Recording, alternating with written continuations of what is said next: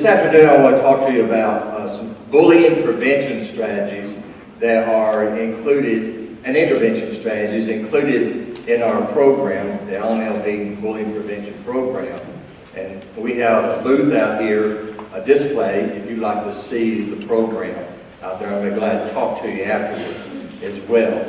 Before I talk about what we need to be doing, I just want to talk to you about some mistakes that school systems are making that I've witnessed, and now we have research to document that these aren't getting the job done. So let's talk about the misdirections first.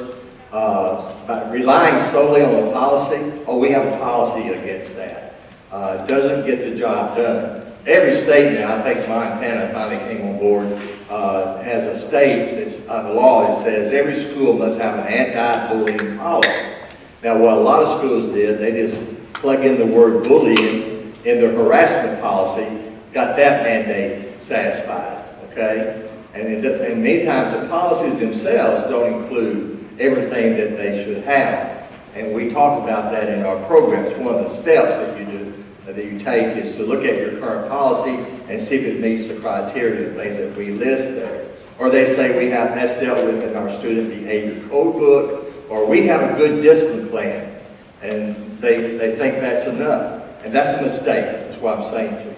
Because if those are great things to be in place, they're important to be in place, but they aren't getting the job done because they don't include everything that they should. Zero policy, tolerance policy. I just talked to some superintendents about that, just came from there, and we talked about that's not working.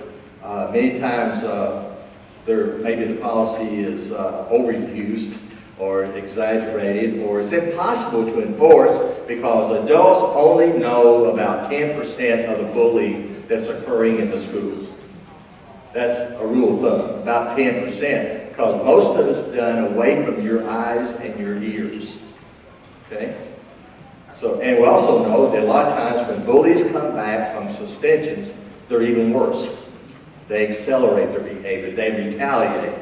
There was even one particular lawsuit I just gave to the superintendents where the boy was suspended for bullying, but when he came back, he picked it right back up and started bullying, and the school didn't do anything, so the boy ends up injured. So they got sued for not watching. You know this kid was bullying this kid, but yet you didn't put anything in place to try to make him as safe as possible, and you didn't take any good safety measures for this kid, even though you knew this kid was bullying him. There's one school system I've been trying to get into and get a program into, and finally I read where they had adopted a program, and I thought, yes, great, they're doing something. They got a program going, and I found out all they had was a reporting system. That's not a program, okay? That's not an anti-bullying program. It's a great thing. Anonymous reporting system is a great thing to have. And how we have other reporting procedures included in our program that you can implement as well. Positive behavior support is a wonderful program. We found that when we tested our program in Oklahoma in 13 districts, we saw that program dovetailed really well with our program, and that program enhanced our program, and we enhanced that program. But that has an anti-bullying component, but it doesn't include all the elements and components that research says you must have. So you can't use that as your defense, is what I'm saying to you. It's a great thing, great program. Don't take me wrong with that. We have a conflict management, conflict resolution program. That's not an anti-bullying program. Okay, it's kind of like anger management program. Well, aren't we interested in stopping the anger or even developing? Aren't we interested in preventing conflict as much as we can? Some conflicts go on part of life, and you need to learn how to deal with it. So conflict management is a great thing.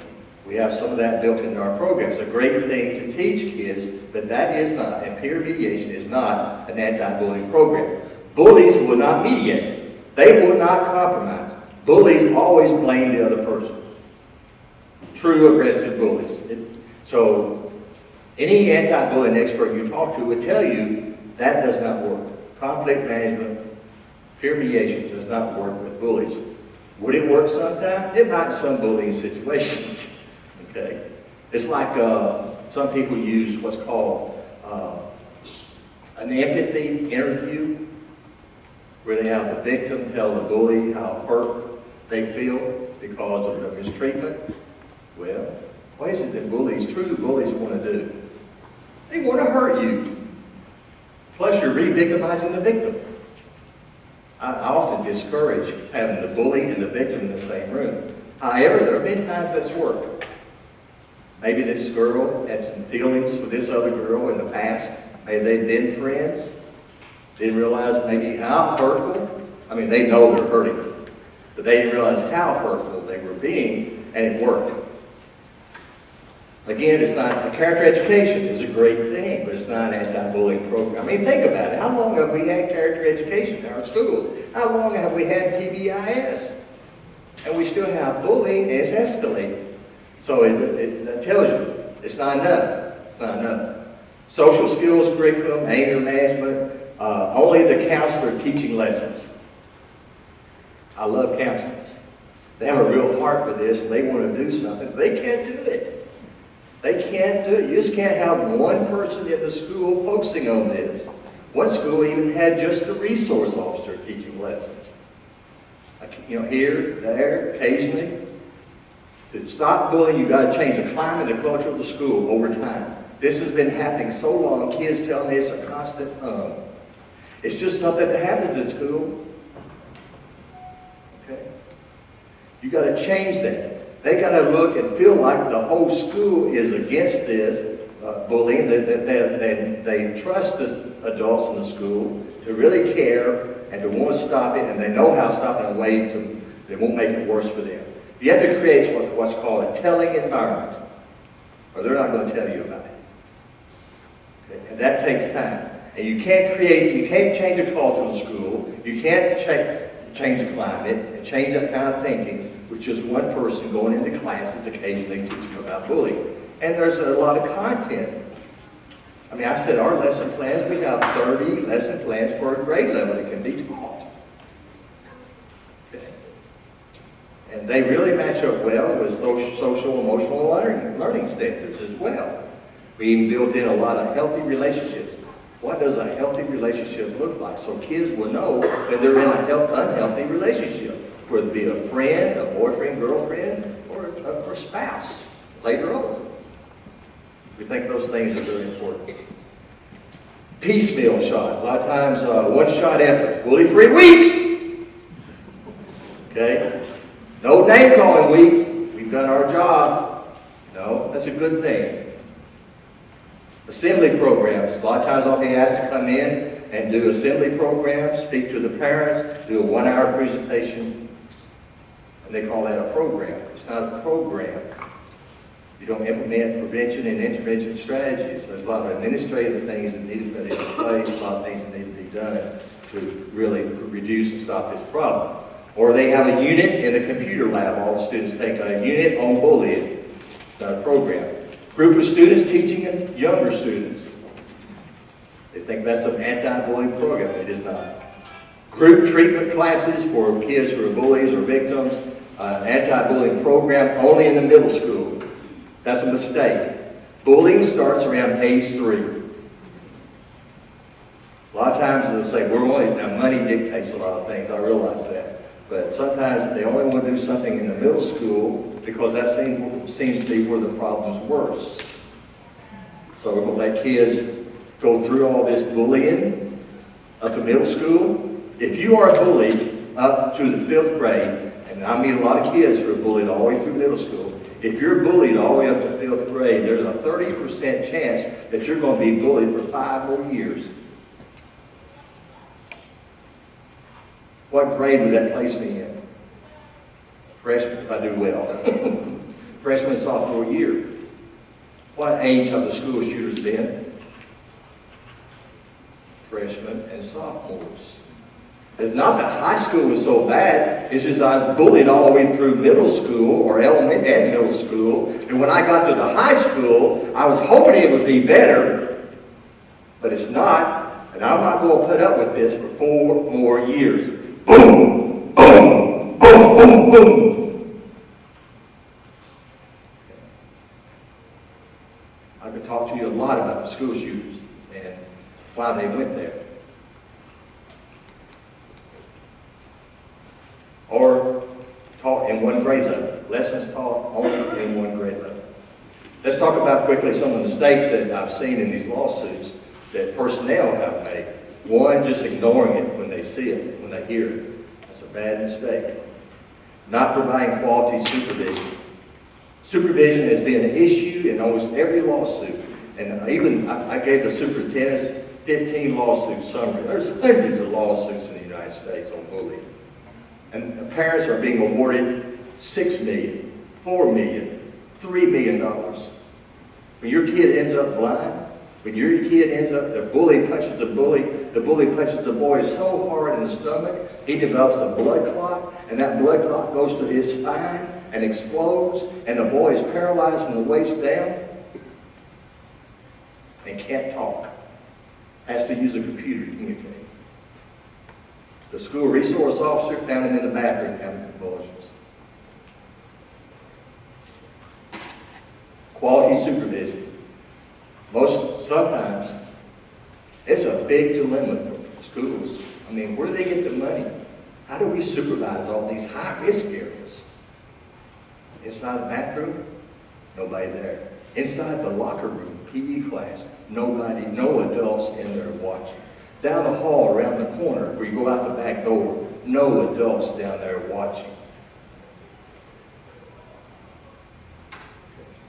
No adult supervision, poor supervision, not doing your job, not being where you're supposed to be to supervise.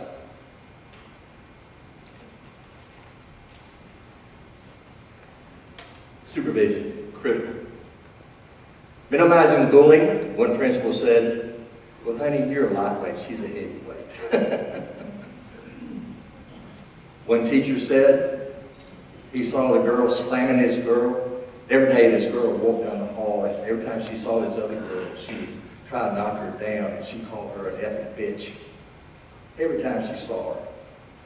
Okay? And one teacher saw this and said, boy, she's mad at you, isn't she?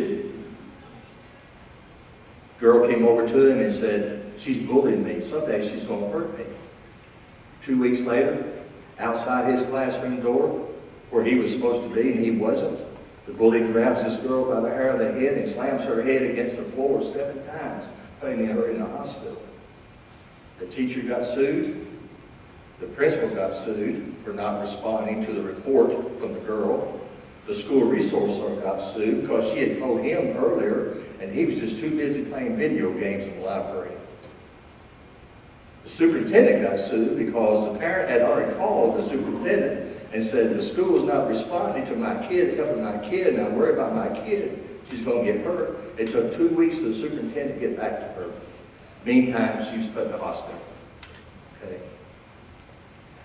What I'm saying to you, we care about kids. We want to help kids, but you need to protect yourself. You need to protect the school as well. This is very limited. There are attorneys now specializing. One Texas attorney said that he sees, in a 2-year period, he processed 60 to 70 lawsuits on bullying. Himself, 60 to 70. There are attorneys now who are specializing in this and even advertising to help parents. So this is serious business. It's something you can't ignore. You need to get involved in because you care about the kid. You got to protect your school too. Or blaming the student. Well, what'd you do to her? She's so sweet.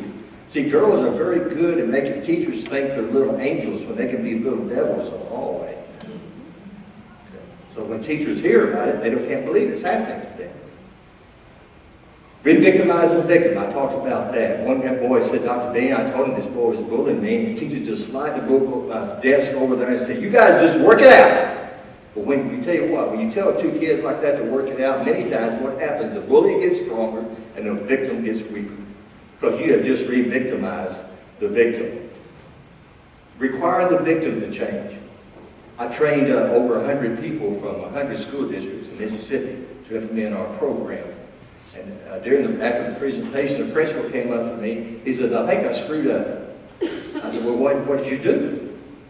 He said, well, this girl came to me and said she was being bullied So I moved her to a different class, different teacher. He said, I think I screwed up. I said, well, if she was really being bullied, why didn't you make the bullying move? Why did you require her to have to get used to another teacher in another classroom?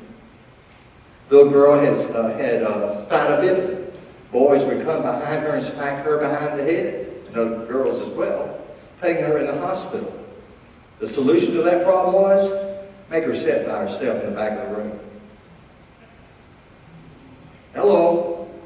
Sometimes it's easier for us to have the victim do something different than deal with the bully. Applying consequences to the bully and have to deal with that. If you ask the child, would you like to have a different teacher? Would you like to go to a different classroom? And you talk to the parents and sure, that's okay. If the kid says that's okay, then that's fine. But think about what you're doing. Make sure you don't re-victimize the victim. I mean, people do these things with good hearts. That principal had good intentions. He had a good heart, but now he realizes, I shouldn't have done it that way. You see, shouldn't have done it that way. No investigations of rumors. What? You heard that maybe he was being bullied and you didn't look into it? And now he's paralyzed? Or he's blind? Or he has school phobia? He's depressed? So we give you a procedure for investigating rumors in a way that won't blame anyone. Not investigating reports, just ignoring the reports. This kid's a problem. He's got issues. Well, he irritates people to death. As I said this morning, hello! The golden rules doesn't say treat people the way you want to be treated if they don't irritate you. Or if they have the same religion or the same sexual orientation. It doesn't say this. So even though you don't agree with this kid, you know this kid creates problems for himself, you got to look past that. You cannot allow students to break school rules. You hear me? That behavior code book. And you better follow your procedure. A lot of lawsuits are just because procedures were not followed. They call them administrative lapses. Mismanagement by the administration. Okay. In a timely manner. Investigate in a timely manner. And while you're investigating, develop a safety plan. This is in our program, but it's also now in Texas law. That one of the first things you do when a victim reports to you they're being bullied is try to sit down with them and think about how can I keep you as safe as possible while I investigate. Because you don't want something to happen while you're investigating. Okay? I mean, these parents came to my office and said, Dr. Dean, we went to the school and told them that our daughter is talking about suicide because of this bullying that's been going on now for years. We went back a week later, and they hadn't even started an investigation yet. Timeliness is very, very critical. Very important. When you don't respond in a timely manner, when you ignore it, when you don't respond, you're developing a pattern of behavior that will concern the jury, the court. You hear me? You know what they call it in the legal world? Intentional indifference. You don't care. That's hard to prove, but it's been proven. Some of these lawsuits I've given the superintendent, there's probably 6 or 7 of those cases there where they decided the school was intentionally indifferent, didn't care about it. And you show that, how do you exhibit that? Through your actions. But safety plan, we give you a lot of ways to develop a safety plan. Like on the school bus, what we end up doing, having the bully be the last one to get off. Because he was bullying his kid when he was walking off the bus and going to classes. Another kid had to stay in the classroom longer while the kid walked down the hall. So we have a lot of common sense kinds of things, but you immediately think, well, can we do it? Don't be afraid to ask the child to do it. And there'll be things in the safety plan you'll need to include what that child needs to do. Why are you going to the back door? You don't have to go there. That's where the bully is. Keep the bully guessing. Don't always go down the same hallway. Don't walk alone. Don't go to the bathroom. Don't come down the same steps. Don't have a routine. You see the bully walking towards you, walk over to a teacher and start a conversation. Walk a different direction. I mean, kids are pretty good at avoidance anyway. That's why a lot of kids don't even go to their locker anymore. They carry all their books with them because they know they're going to be mistreated at the locker. But there are a lot of things we've learned by working with schools over the years, things to include in a safety plan that you can look at. But that's very important. That says to a jury what? You were prudent. You did what a prudent person should do. You took some steps to try to ensure. Can you guarantee safety? It's almost impossible, isn't it? Unless you have an adult with that child all the time. Because you have to admit, there are places in your schools, in middle school and high school, kids are alone. No adults around. You just don't have the staff. You don't have the personnel. You got video cameras. Yeah. When do you look at the tapes? When something happens. Okay. So we have schools now that are randomly looking at video to identify, is there anything going on that might escalate? That we need to intervene and stop now. Okay? Don't wait till something happens for the videos. You know, they're even saving these tapes. You know, some of these machines will erase, I guess, the hard drive or whatever, and move on and start recording again. Declaring that they didn't know it was happening. You hear about something, a school shooting or something. A lot of times they'll interview school personnel, and one of the first things they'll say, we didn't know it was happening. Well, there's a lot of reasons kids won't report to you. One, they don't trust you. Maybe they've seen other kids report it, and nothing was done. The kids still bullying people. Maybe some of the adults are the ones who are doing the bullying.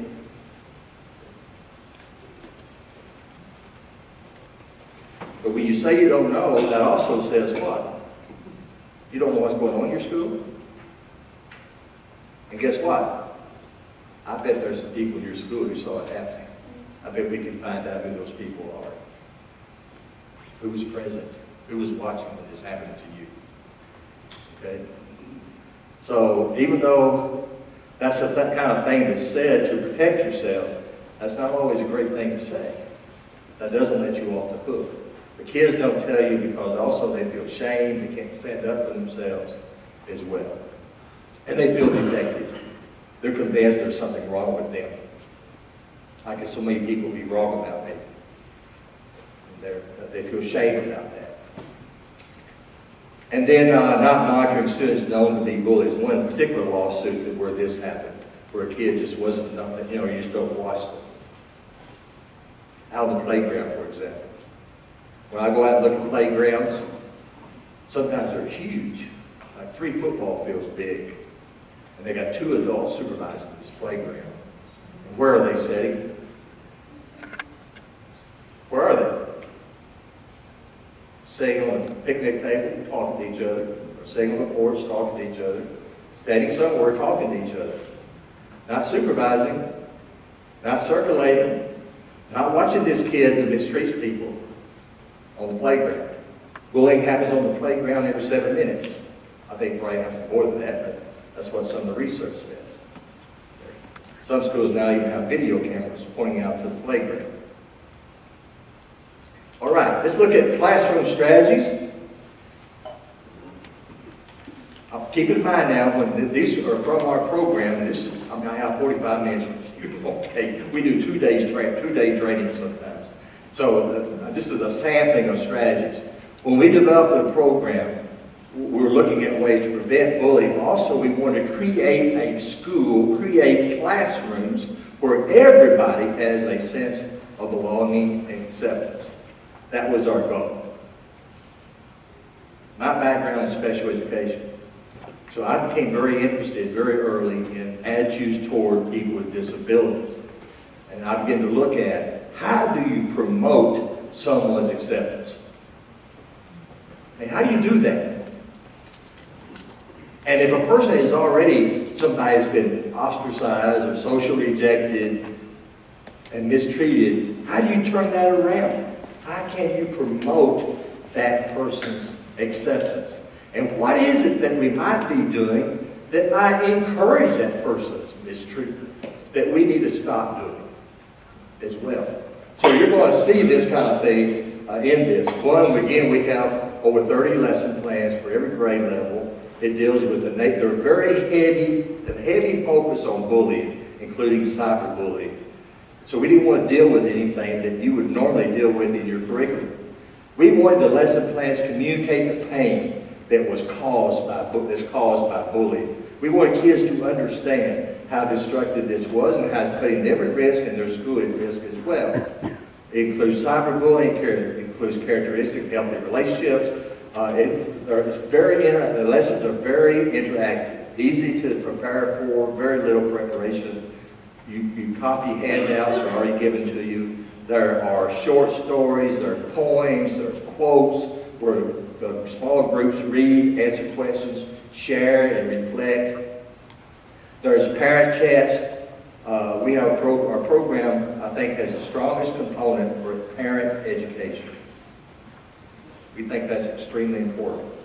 Well, parents aren't going to come to a lot of meetings. So we educate the parents at home. There's what we call parent chats. They're both in English and Spanish. But some of, like second grade, there's like 12 of these. You send these home, and all the parent has to do is review. It's got listed there exactly what to do. Just review what the kid was taught that day at school. The parents are not put into a teaching role.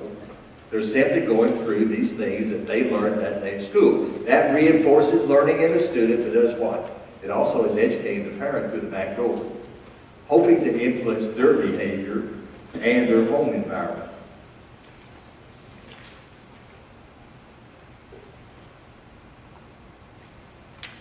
I have a lot of object lessons that I use in my school assembly program. They're also in our lesson plan as well. One is I have a Coke can, and I crush a Coke can up, and I ask kids, would you drink what's in here? Oh. Sometimes we look at people that might be deformed and disfigured, and we think their contents is damaged. We think there's something wrong with them. We don't want them to be our friend. And I ask kids to describe, would you describe the liquid in this Coke can? They say carbonated, it's reddish brown, tastes good, not good for you. Okay? And then I pour milk out. They go, what? Milk? I said, see how wrong you were? You thought you knew what the inside was like.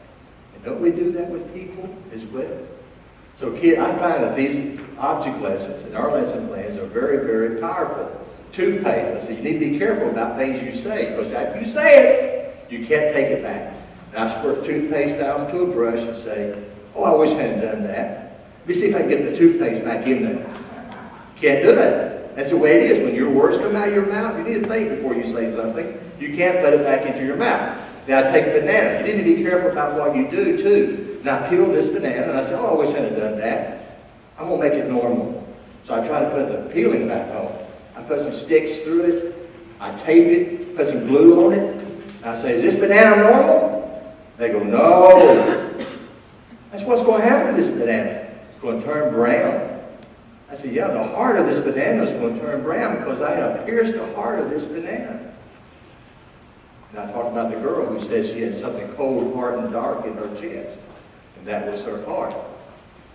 I said, you can't undo what you've done. You can't make it normal. But you can do this. There are things you need to learn how to say. Again, I do an assembly program also in our lesson plan. The words are this. You guys here, repeat this after me. I was wrong. I'm sorry. Please forgive me. Those are the most powerful words anybody can say when a relationship goes bad. And we even have adults today who can't say those words. Okay. And I have people who criticize me for teaching those words to very young children because they say they haven't developed empathy yet. I'm not sure about that. And I said, I don't care. Teach them the words. So when they do get empathy, whenever that is, according to your research, they will at least know the language. And I see babies go, huh, when they hear another baby crying. Is that empathy? What is that? You know? Then there's a styrofoam plate. I hold a plate up and says, pretend this is my heart. And I go, and I punch it with a stick. You call me names. You hit me. You make fun of my family. Make fun of my clothes. You tell people not to speak to me. I say, what did that do to my heart? It punched holes in my heart. And I talked about how my son had holes punched in his heart. I said, would you rather be an apple person or an onion person? I do this with young kids. Apple person, that's a good choice. You see, onion people make people cry. Because you might peel an onion all the way down to the core, there's nothing there. They don't have the golden rule inside of them. They don't have that core value. But you take an apple and you peel an apple down to the middle, there's a core there. They have the golden rule inside of them. They have that core value of how to treat people. And apples are good for you. They don't make people cry. I plant that seed that's in that core, I might get a tree. Your words should bring life to people, not kill people, not make people sad, not make them feel dead. And then I hold up a piece of paper. How would you describe this piece of paper? They say smooth. I'll wrinkle it up. Crush it up. Open it up. Say, have I changed it? They say, yeah. I said, for how long? Forever. It's never going to be the same. Then I talk about it. I have adults in meetings like this who come up to me crying, telling me stories of how they were mistreated in school. Big old bus driver walking up to me, bawling like a baby, telling me how he was mistreated in middle school. My neighbor, 75 years old, cries every time he tells me how he was mistreated in school. This can leave long-lasting scars in some people. So you can see how those are very powerful. Even today, I've been doing this for a long time. Even today, I have adults who walk up to me who heard me speak when they were kids. Say, I remember that Coke can. It's stuck in their mind. So think about all the object lessons that you could use in your school. Lots of campaigning. You've got to have a school-wide campaign against this. Brochures, bulletin board, banners. My wife and I wrote a book. It's out there. It has over 100 bulletin board banners and posters that can be used. Parents, kids can do this. All schools are having all kinds of contests. They have a slogan and a logo contest. They have a t-shirt contest. They have a fine arts. They have writing contests, poems, short stories, skits, poster contests. Even one school had a door decorating contest, all around the theme of bullying. But you get the whole, you have this whole school involved in a campaign. You have essay contests. These are some of our posters that we have. These are safety signals. When kids see these posters up in the school, that's a reminder of how to behave. It also says to me, my school is interested in this. They're interested in stopping this. These are very important to have in a school. Have kids make up their own, like this one. A school made, some high school kids made this poster on their own. Here's a little chant that we have. A school sent me this video with the kids saying this chant.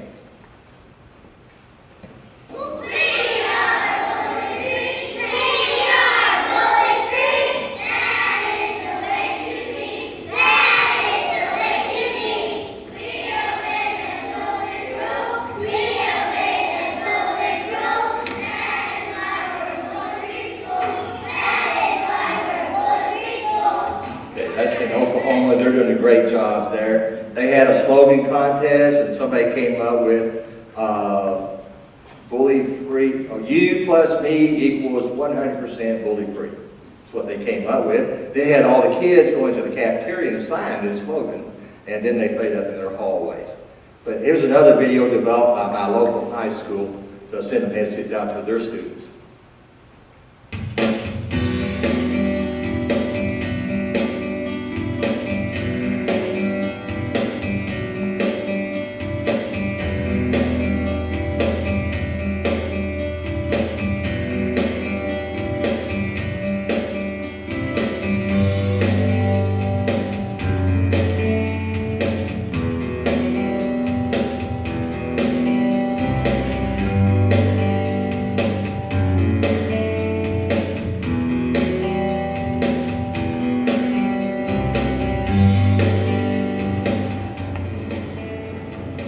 Bullying is a serious issue.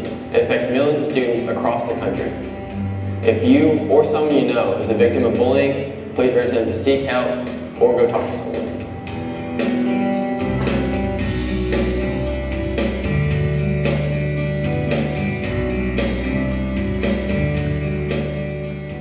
Okay, that's a little group, a drama group of students that wanted to put together that video for the school. The guy that you heard speaking there at the last, he was a quarterback for the high school. He went on to play for a university. He's probably going to go pro. It's great to harness the leaders in your school. A lot of times our athletes are looked up to. If you could get the athletes on board with this campaign and have them really doing some leadership kinds of roles in this campaign, it would be really great. A lot of trouble we have with athletes picking on other kids. Coaches should not tolerate that. Schools should not tolerate that. One boy every day, the football team grabbed him, slammed him against the wall, make him scream, "I'm gay, I'm gay, I'm gay." Everybody laughing, thought it was funny. He didn't. He killed himself. Listen, are you listening to me? I'm getting ready to kick some of you off. I want you to really listen. I know the value of sports. I played every kind of sport that I could. That was good. That's what it means to me. I know the value of sport. I coached girls varsity basketball and freshman boys basketball. I was assistant coach of girls varsity. I know the value of sport. All my grandkids, they're all in 2 or 3 sports. I'm telling you, we're sending the wrong message to a lot of our kids. But you're not as important as you're in sports. I had a big old boy walk up to me and said, "Dr. Bean, I want a t-shirt." I want to say, "No, I don't play football. I love music." I'm tired of people coming up to me, "Son, you playing football for us?" "No, I'm not playing." "Well, what's wrong with you?" There's nothing's wrong. And also, I just want to tell you, somehow we have to communicate to our athletes that they are very special. You don't see signs out in the yard of the school of the students who have made all A's, do you? You see names of football players. And they are special. But everybody in school is special. They're not more special. And because sometimes we treat them so special, they feel like they have a right to mistreat others. They got the big head. Now, you can be mad at me. That's true. That's my story, and I'll take it to it. Okay. In our lesson plan, we have notes on the teacher's box. So it's a multi-purpose box. Kids can drop compliments. They can drop gripes in there. They can drop notes. Bobby's being bullied by the locker. Okay? So they can report bullying through that box. We encourage teachers to have inexpensive cameras. And one teacher, she took pictures of her class all the time. She had class pictures on the bulletin board, and she catch this kid laughing and talking to somebody and working with somebody that's been being mistreated. She put that on the bulletin board. Social psychologists say when we see ourselves in a picture with somebody, we begin to assimilate. We have the church directory. Okay. We have the yearbook. We have team pictures. You begin to assimilate. What does that mean? That means you begin to feel like you belong to that group. Avoid displaying weaknesses. I remember going into the board and doing math problems. I hated that. Oh, I hated that. I always try to stand next to the smartest person so I can cheat. Okay? Ask students to display their strengths. Find out what this kid, I'm talking about how you promote someone's acceptance. Respond immediately and consistently to bullying. We have an 8-step process. We tell you exactly how to respond to a bullying situation. What to say to the bully, what to say to their helpers, how to deal with a bully who's trying to take away your authority, who won't shut up, who won't be quiet when you tell them to, and what to teach to the bystanders who are there, those who laugh and those who try to help. That's a teachable moment for the bystanders. So we teach you how to respond. When I see you respond, that helps me have to develop a sense of safety. I mentioned investigating rumors and investigating reports. Models of acceptance. I want you to be very aware of stories and things you read in the newspaper and the radio and bring those into your classroom. Give an example. I heard about a boy who had cancer. He lost all his hair. He told his mom, I am not going to school. I'm not going to wear a wig, and I'm not going to wear a stupid hat. I'm not going back to school because they're going to make fun of me. They're going to call me bowling ball. This is a true story. The mother took her son home. They opened the door of the house, and there were 40 to 50 of his friends in the house there, all who had shaved their heads. That's the kind of stories you need to bring into your classroom and talk about. Would you make fun of somebody who lost their hair? How would you feel with him if you were him about coming back to school? Would people you think make fun of you? How do you think he felt when he saw his friends in that house with their heads shaved? Would you shave your head for a friend? Be aware of all these stories you might read in magazines and hear on the radio and in newspapers and things like that. There are all kinds of songs out there. There's also movies, movie clips. I use the old movie Mask, shared 1985 movie, Rocky the Disease. Kids make fun of him. I use that clip in the assembly program, and you can show that in your classroom. Use it as a writing prompt. Radio, I don't know if you're familiar with that show or not, where a football team makes fun of this boy. But there are a lot of movie clips you can bring in and just show a short clip and have writing prompts around, have discussion, and talk about it as well. Gee whiz, I need more time with you guys. I think I'm supposed to quit again. But that's a sampling. We teach kids, too, how to help themselves. Now, I just want to tell you this before I let you go. There's a guy I really respect. He's a researcher, he's a psychologist, and he's telling people certain skills don't work. Okay? I disagree with him. I asked him when they interviewed like 1,500 kids and said they didn't work, being assertive. So I asked him one day, I said, do you know if those kids were taught to use those skills appropriately? No. Do you know if they actually use that skill appropriately? No. What I'm saying to you, there's good research and there's sorry research. There's bad research. But what will happen, now that research is on the website of the Center for Disease Control, and it says it doesn't work to be assertive and walk off. So you have to be careful when you look at research. They don't always tell you the weaknesses of the research. Okay? I know from the fact that bullying, assertive skills, we have a bunch that we teach through our lessons. They sometimes work, sometimes they don't. If they're not taught right, or the kid doesn't have enough confidence to actually do those things assertively, it's not going to work, and they could even backfire.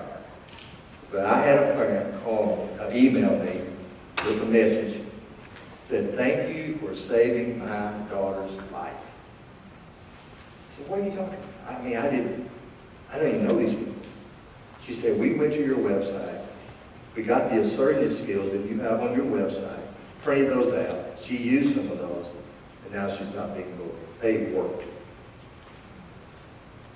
So what I'm saying to you, I encourage you to look at those. Don't just throw them out. Talk to the parents. Make sure the child can use them. Do role-playing, coaching, those kind of things.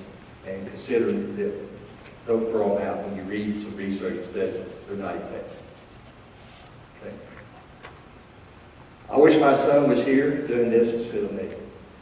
My son can't be here. So hang on. But he and I both believe bully-free is the way to be.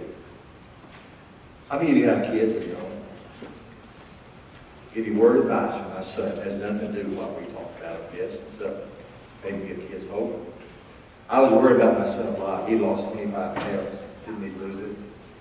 Didn't see him very much. When I did see him, I would ask questions. You know how parents are. We're going to try to get another job, son. We're going to try to go back to college. So one day we were fishing together, and I started asking first questions. And my son turned and looked at me and said, Dad, when I'm with you, just enjoy me. That made a lot of sense. And I took his advice. From From that point on, even when I was dying to know how he was doing, I would ask, I would just enjoy his beautiful art. Boy, am I glad I did that. I didn't know he was going to die. So Curtis's message to you is this. You parents, you need to lighten up occasionally. Just enjoy that beautiful gift that's been given to you, because you don't know when you're going to lose it. The truth is, you could lose your child tonight. That's the truth. Don't think it won't happen to you. You've had a great audience. I've enjoyed being here.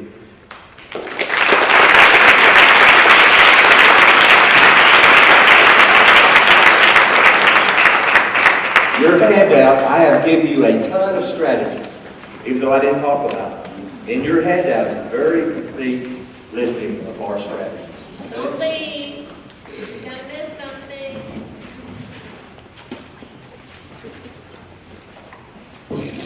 Okay, hang on with us for, can you hear me okay? Yep. Yeah.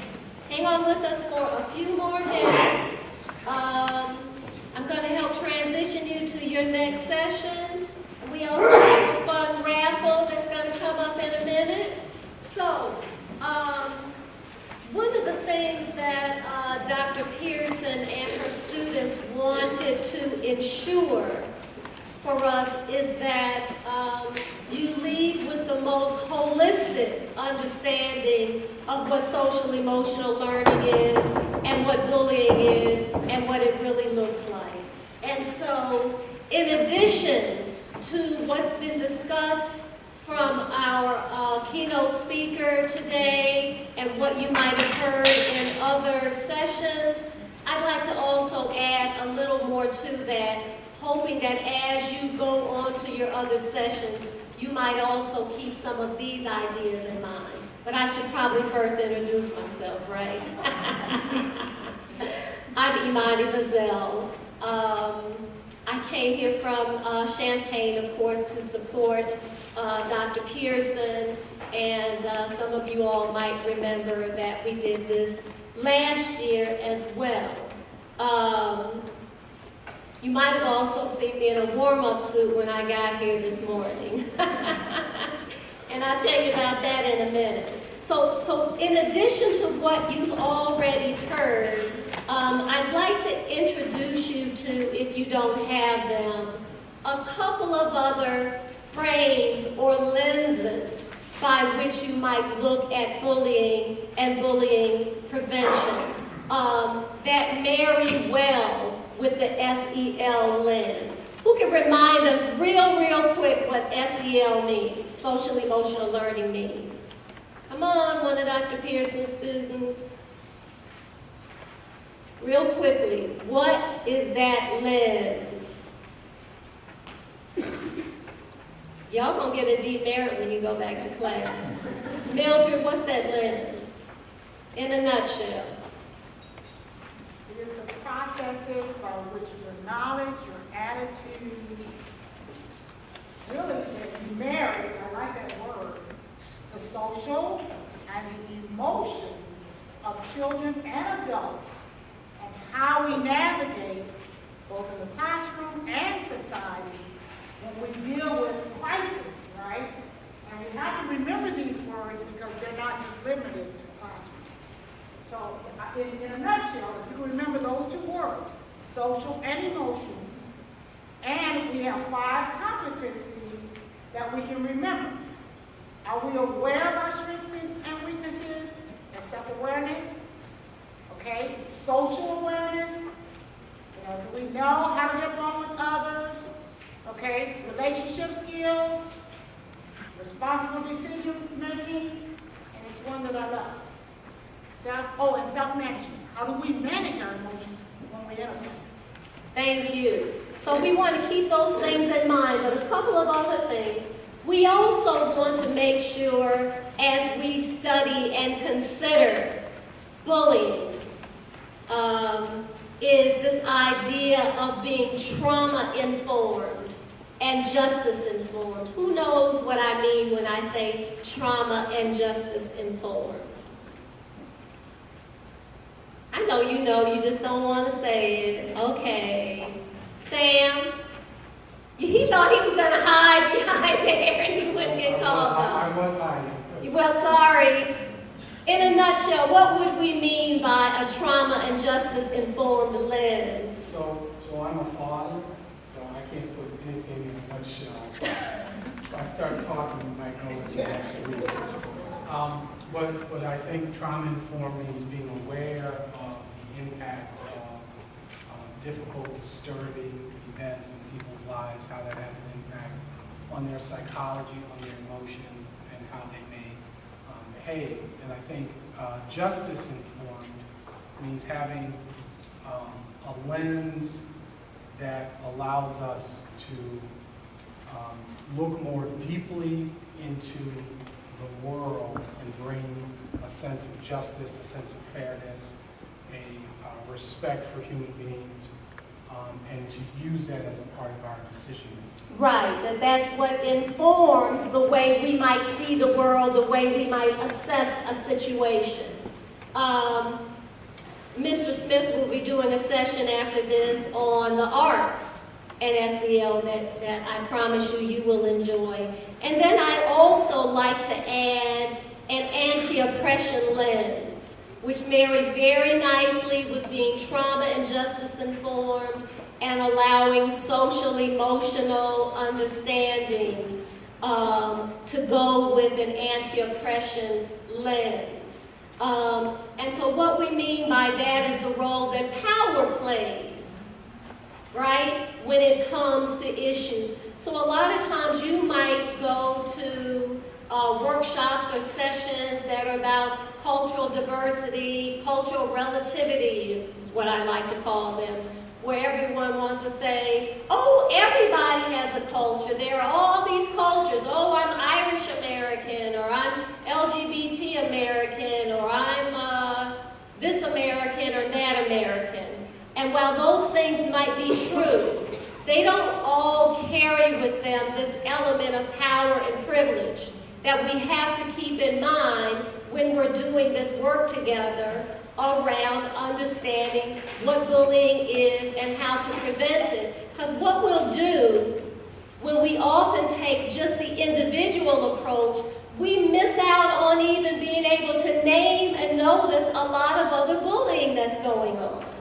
So that's why they wanted to make sure we had a holistic understanding of what we're talking about. So in a trauma and justice informed understanding or approach, it is of course using a strengths-based approach.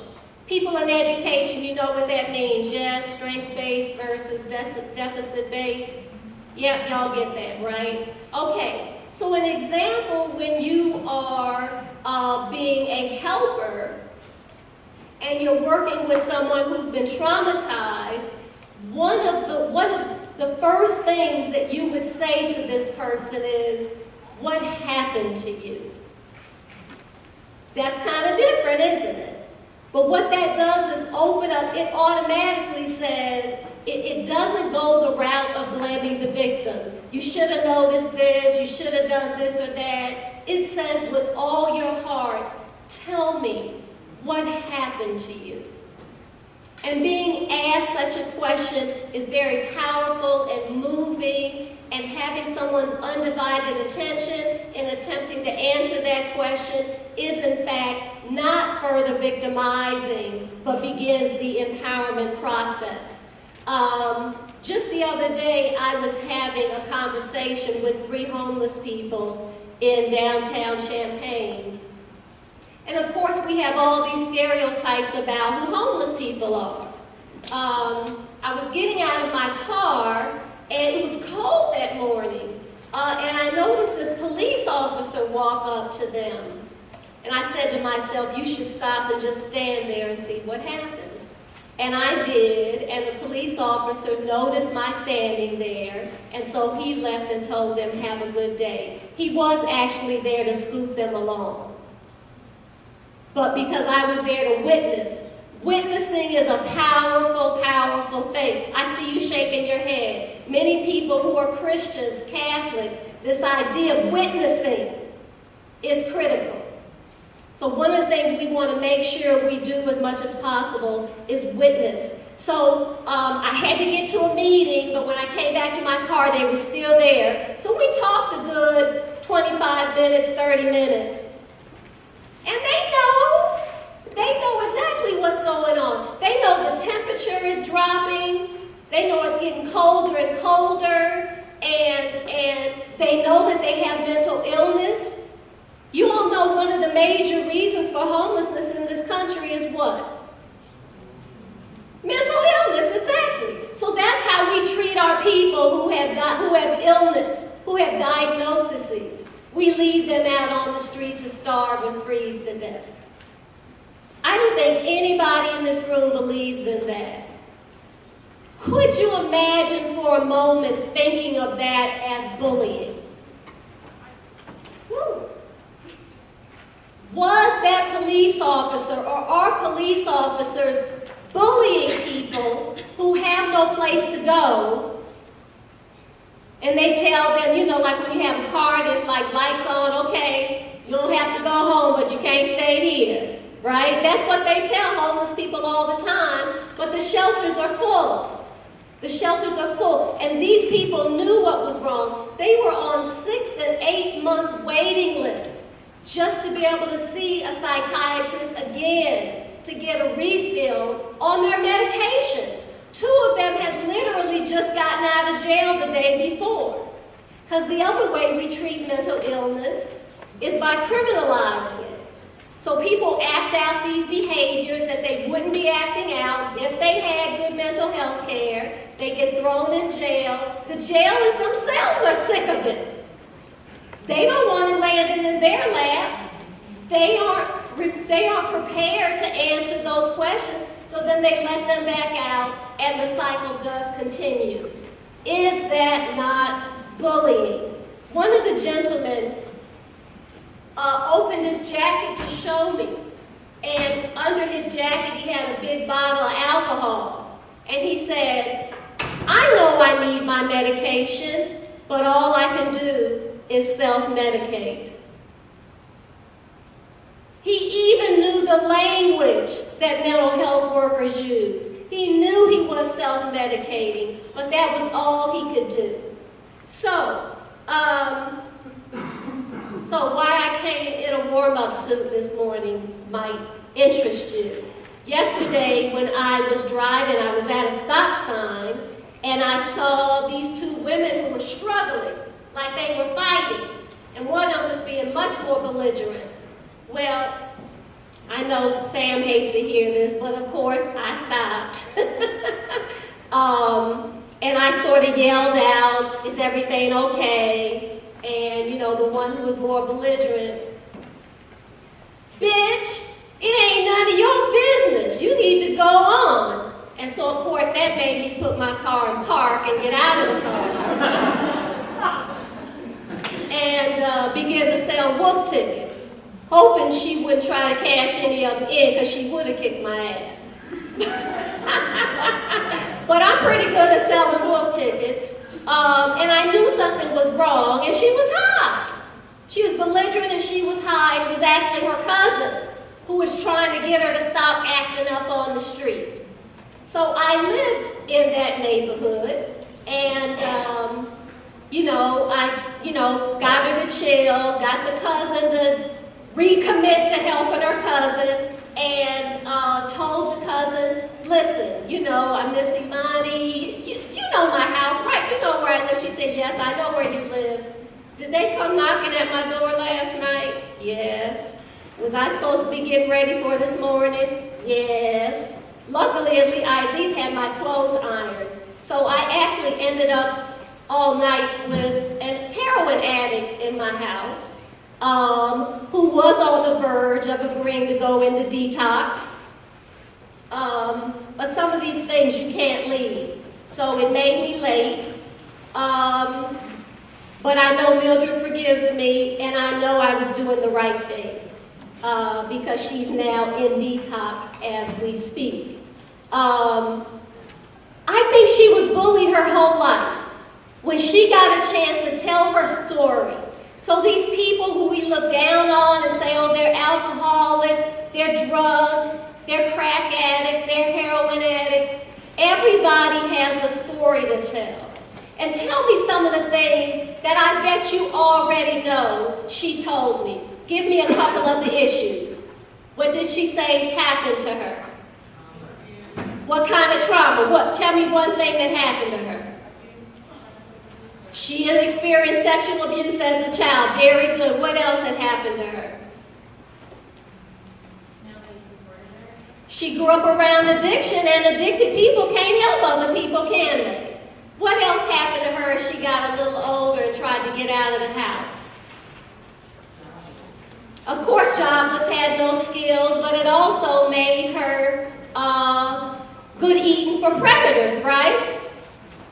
Yes, so of course she also experienced domestic violence and all those things we hear about. She was bullied her whole life. So again, when Dr. Pearson says we are talking about children developing social emotional learning skills and adults, this is serious business we're talking about, because I'm talking about adults being bullied, sometimes through childhood. And what's one of the main things we know about why people hurt people? What's that famous little quote? Hurt people, hurt people. Exactly. And that's because they've been traumatized. So what do we mean by trauma? There are those individual things, like someone experienced violence perpetrated against them that was a traumatic experience. What do we call soldiers who come home from war? What do we say they have? Post-traumatic stress disorder, PTSD. That's trauma. That's something that must be addressed and healed. They have a thing called PTSD when it comes to black folks, too. What does that stand for?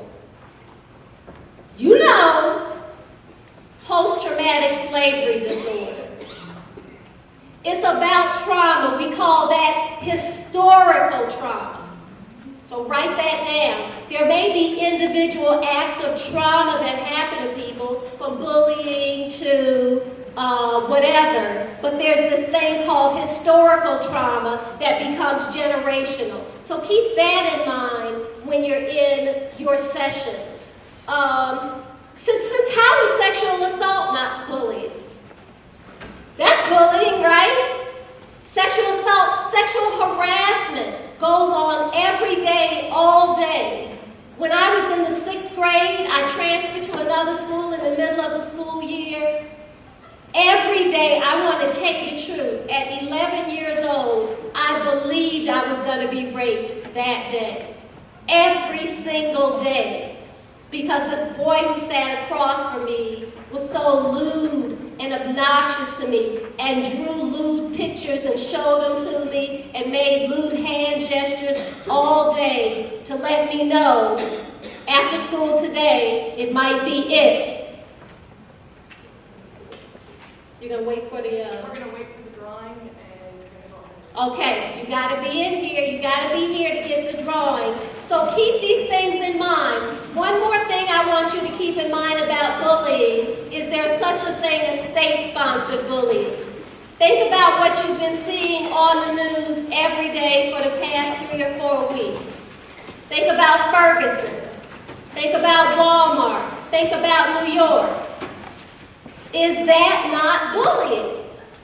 When people are bossed around and told what to do just because you can. Do you really have to bring out tanks and SWAT gear against people who are holding their hands up? That's a different kind of bullying. So if we want to be serious about learning about and preventing bullying, we have to think about it and how it manifests on the internalized level. How does the person being bullied internalize messages that hurt their lives, that even make them collude with their own bullying? How does it manifest on the individual level, meaning how individual and groups of people do that? And how does it manage on the institutional level? How do our institutions bully or collude with bullying? So just some more things to keep in mind as you go forth this afternoon. Ask some good questions, rethink some things in a new way, not miss that raffle, so come back when those sessions are over. Have a great afternoon.